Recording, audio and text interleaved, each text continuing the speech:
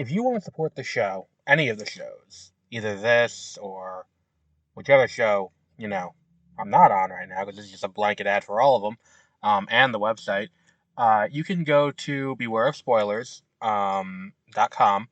In the description for any of the episodes of Beware of Spoilers, there is the option to donate. If you don't want to donate that way, you can donate directly through the website. We do have that, mwpnews.com. And if you don't want to support that way, then going to mwpnews.com will help out because we have ads there.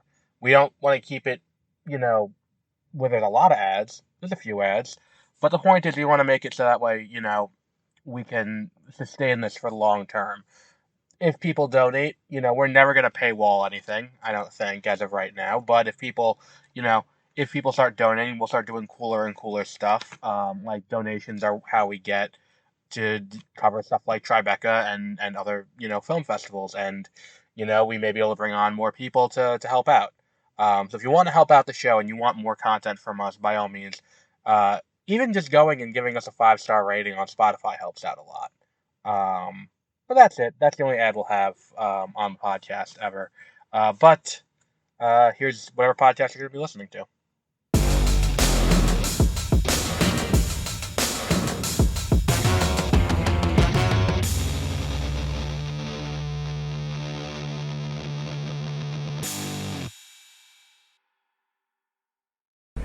Good evening and welcome to Beware of Spoilers. I am Adam, and if you're wondering why there was no episode about the Batman this morning, that's because my battery died in my recorder. And rather than, we'll do it tomorrow morning. I'm sorry, the Penguin was the name of the show, not the Batman. It's a Batman's, you get what I'm saying. We'll do that tomorrow because I couldn't record it, because I had to change the battery in my recorder, which I couldn't do till after work, and then I had to go right to the movies to see, Megalopolis, Francis Ford Coppola's movie. And let me give you a little bit of background on this, for me at least, because I feel like this is an important thing to address this movie. I went into this with a weird amount of expectation. Not necessarily good expectation or bad expectation. I said to several people when I was talking about going to see it, and we were watching football and the trailer came on, and I was like, oh yeah, it's a weird thing where it's like, oh, Jesus Christ. It's a weird situation where it's like I have minimal expectations for this movie. If I knew I had to go this way, I would have just gone out the other exit. Motherfucker. And I had this light. This I don't know what the fuck they're doing with this road work over here. But the point I'm trying to make is, I saw the trailer and I said to several people, this movie I could see going one of two ways. It can either be the best movie I've ever seen, or the worst movie I've ever seen. That's the thing with this. It was kind of in the middle. And I had heard about it in advance because, I remember hearing about it while it was, early in the pre-production days because they were talking about it on, the No Film School podcast, because Coppola was trying to get it funded not only through his vineyard, but also through his, but also through his crypto thing. There was some crypto thing involved with this to get the film funded. And he ended up, getting the film made, and here it is. And then they screened it this year, and I think it was Cannes was the first place it really got publicly screened, and if I recall correctly, it was a lukewarm reception, and it still had a hard time finding a distributor. And now here we are with the movie now coming out, and I kind of understand why there was a hard time finding a distributor for this movie. I did not like this. And I'm not saying it's bad. That's not the moral of this story. I think, well, no, let me rephrase that. The movie is kind of bad, but not in those irredeemable bad ways where we talk about Madam Web or Morbius or a lot of the Sony releases in recent years. It's just kind of there are a lot of good ideas that Coppola wants to, explore in this. And you can tell he has a lot to say. It's someone who has kind of been observing what's been going on over the last decade and trying to make a movie using ancient Rome or ancient Roman symbolism as an allegory mixed in with the modern world. So you get some cool imagery, some cool iconography, and I like the production design of this movie a lot. The issue is it's just the runtime is simultaneously way too long and way too short for it to really make an impact, which I think is a big shame. Because at the end of the day, like, the issue that I have with this movie is that none of the ideas that he clearly wants to explore about the rule of law, about the mentality of the mob. I mean, there's a point in this where I'm like, are they doing, like, cancel culture now? Like, there's a little bit of that. There's a little bit of, like, you know, a lot of the things that have permeated into the cultural consciousness are all kind of present in this movie, but none of them are really explained properly. Like the whole thing with the whole thing with Vesta is so interesting, where it's like you have this girl who is like, they're bidding hundreds of millions of dollars on this girl to remain a virgin. It's such a weird thing that I'm watching. I'm like, this is just bizarre, and I'm not entirely sure. Like, it's the putting the price on her sex. It's such a weird thing that I'm like, oh, okay. I get he's going for something here, and I know he in his mind thinks he's got something good with this, but I think that ultimately the issue we see a lot with the director-producer, you know, director, writer, producer on a movie is there is no voice in the room to be like, hey, tone it down a notch. You gotta like, you know, tone it back with this. Maybe pick one or two ideas to fully flesh out, because like there's plenty of things that I like in here that are kind of cool. Like, I like the idea of I forgot her name, but Aubrey Plaza's character being this kind of like Lady Macbeth, but not using her husband's influence, just wanting that power and influencing everyone around her to, you know, to get that power. That's an interesting movie there too. The whole conflict between Giancarlo Esposito's Cicero and Caesar, who's Adam Driver, is an interesting conflict. And then how does that dovetail with the issue of his name, Claudius, Shia LaBeouf's character?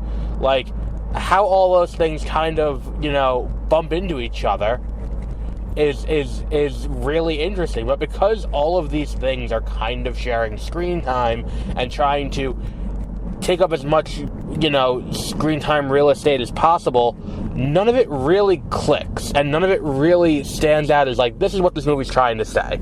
It's all a bunch of little things that they're all trying to say, but none of which meshes together for a cohesive picture. And I think the best way to describe my problem with this movie, it has a very, very strong initial opening. It handles the opening very, very well.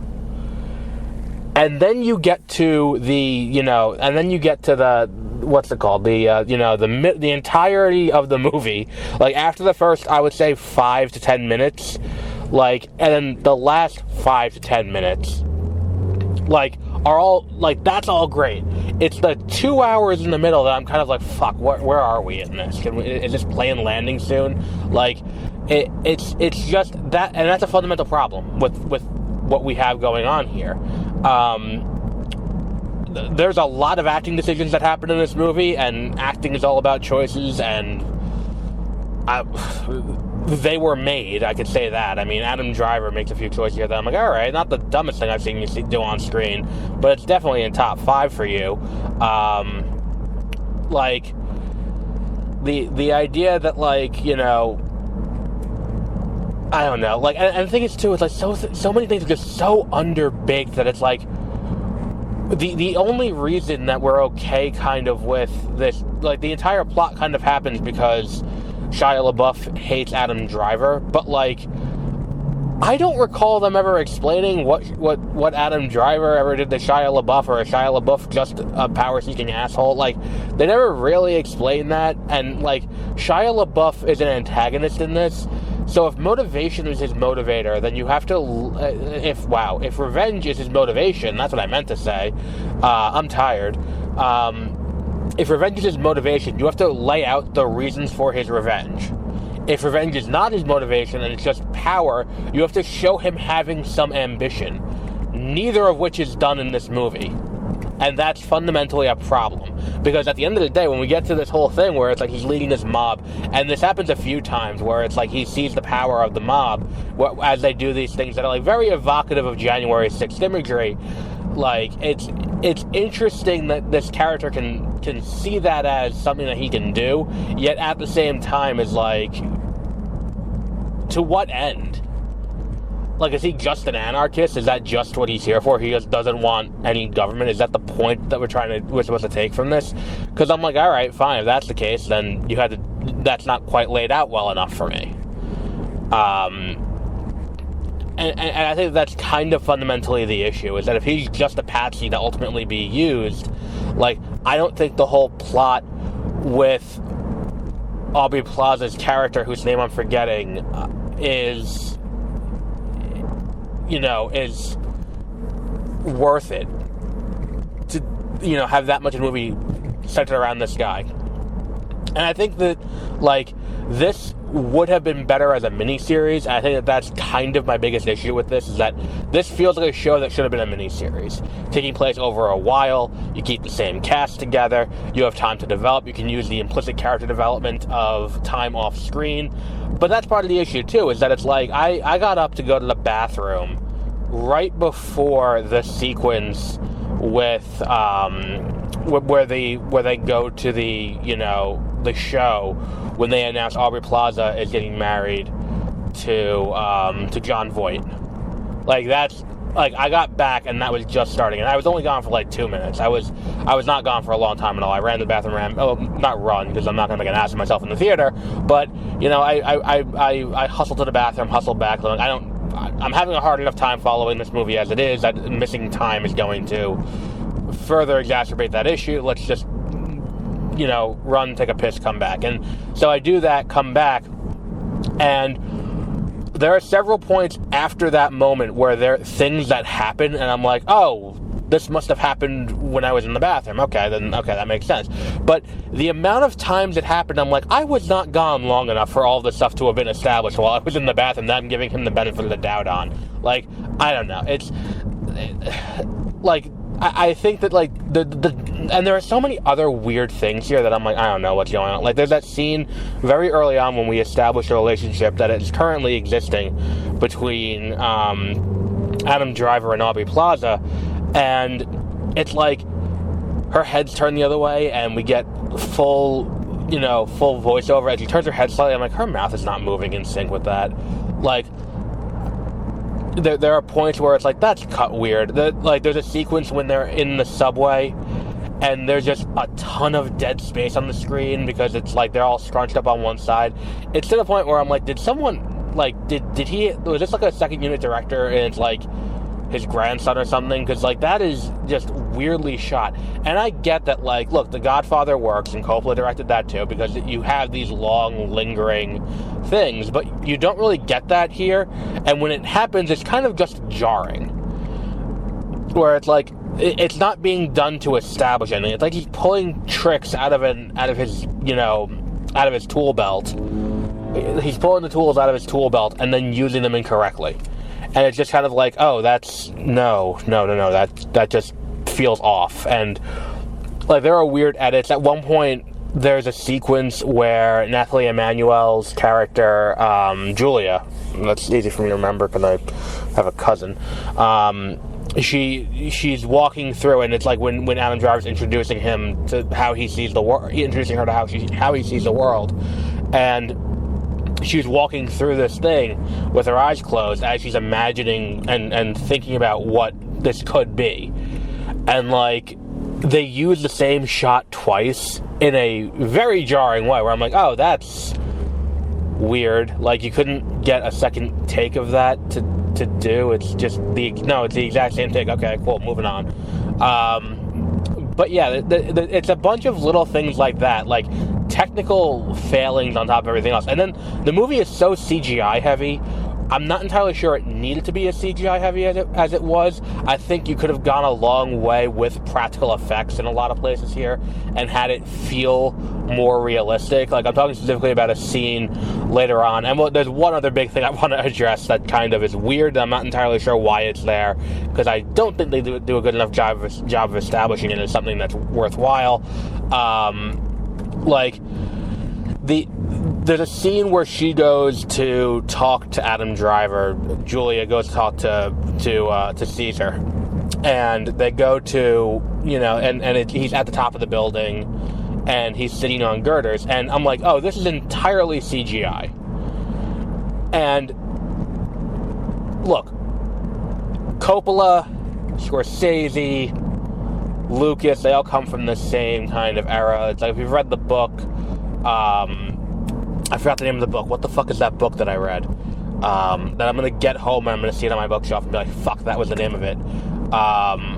About the 70s in Hollywood and how that generation came and kind of, reshaped Hollywood.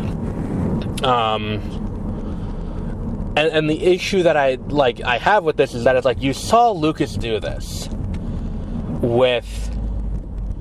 What's it called? You saw Lucas do this with, what was the name of that? With the prequels, overusing CGI just as a tool available doesn't mean it's something you should use as much as you can. And we saw that again.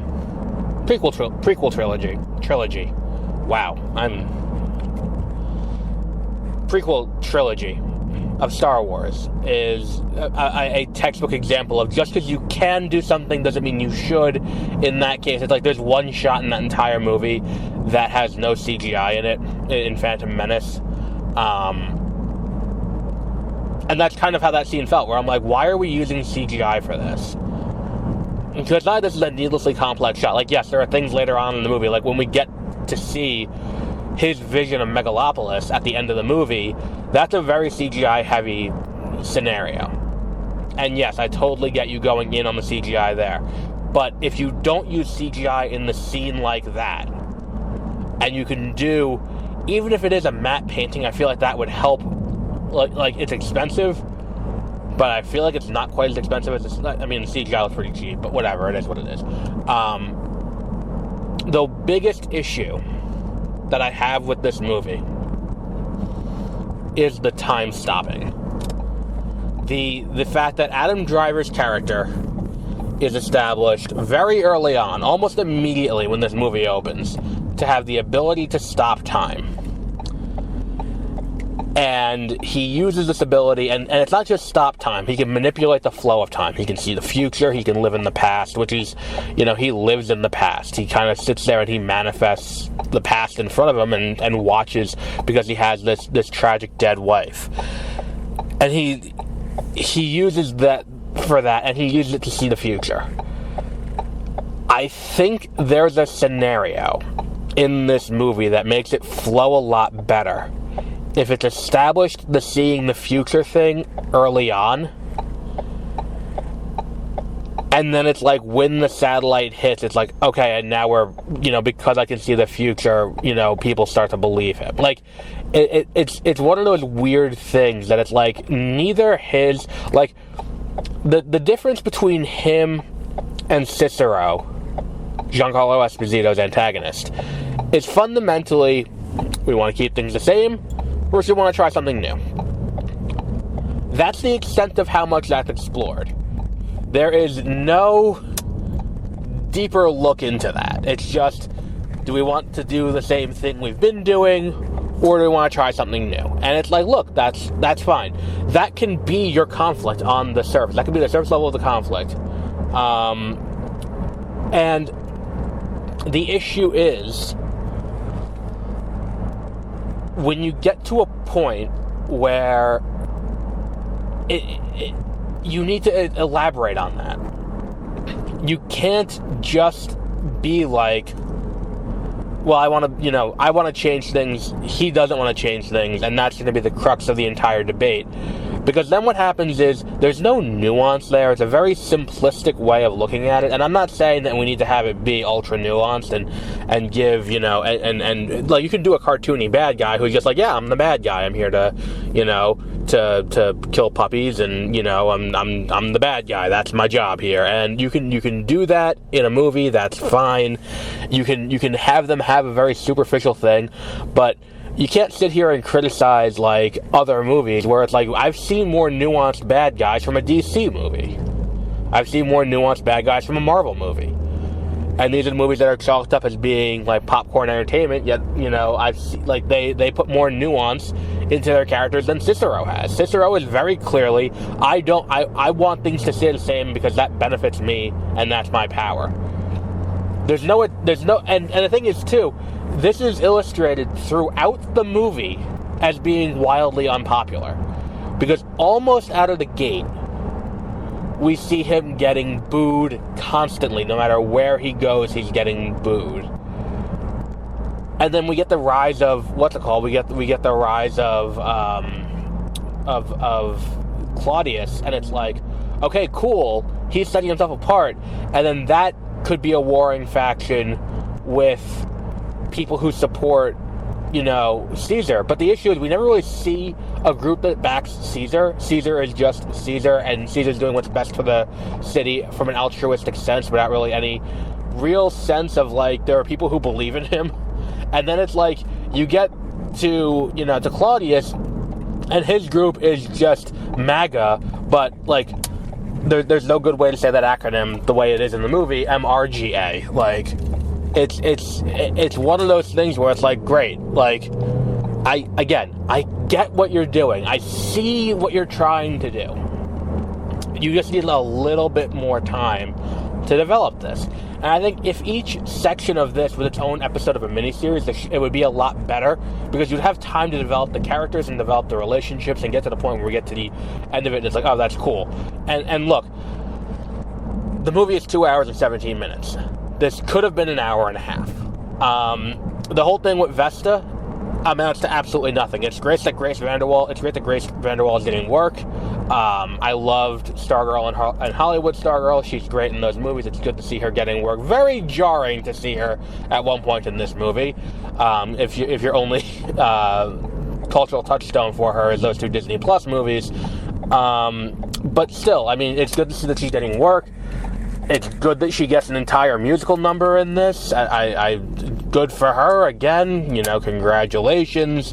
Do we need to watch that entire musical number? I mean, I would argue that entire sequence adds nothing to the movie, because by the time, like, the whole thing is Claudius trying to get rid of, you know, it's Claudius trying to get rid of, you know, Caesar. So Caesar tries to set it up where it's like, oh, look, here's a photoshopped video or you know, like a deep fake of him fucking Vesta, and Vesta's supposed to be a 16-year-old girl, and it's like, oh, wait, no, but she's not really 16, she's 23, and also the video's a deep fake. Like, so, like, but at the end of the day, it's like, that all goes away and everything's fine. It's also kind of funny, because isn't that what Shia LaBeouf kind of got in trouble for, was something with an underage girl? Either way, it's just, it's a bizarre situation all around, and it's like, but ultimately nothing comes of it, so what's the point? The only thing it really does, and you can do this without that scene, is have this moment of, like, you know, this is the rise. That's the scene that you get the vivid January 6th imagery. And I'm like, okay. But you can do that elsewhere and have it work just as well. And then on top of that, too, the one final thing we'll go out on is there is too much dialogue that is expositing, for the audience's sake, things that the audience should just be able to pick up on. Like, there are too many moments where it's like a character says something out loud, and it's like, okay, you're explaining to me what's happening on screen. I'm watching this happen. I don't need you to explain it to me. But beyond all of that, I would say this is a 2. I think a 2 is a safe place to put this movie. I don't think it's worth going to a theater to see. I don't think it's worth, if it ends up on a streaming service you already have, it's worth watching, if you have nothing else to watch. But I would not say it's completely irredeemable. I just don't think this is a good... I think there are enough flaws here to make this movie kind of feel not anachronistic, but kind of like I understand why they couldn't get a distributor for this movie. Which is a shame, because you can tell this is the movie that Coppola wanted to make. And you can tell this is exactly his vision. He got exactly what he wanted. But we'll wrap up there for today. Tomorrow morning we'll do the Batman, or the Penguin. And until then, have a great rest of your week.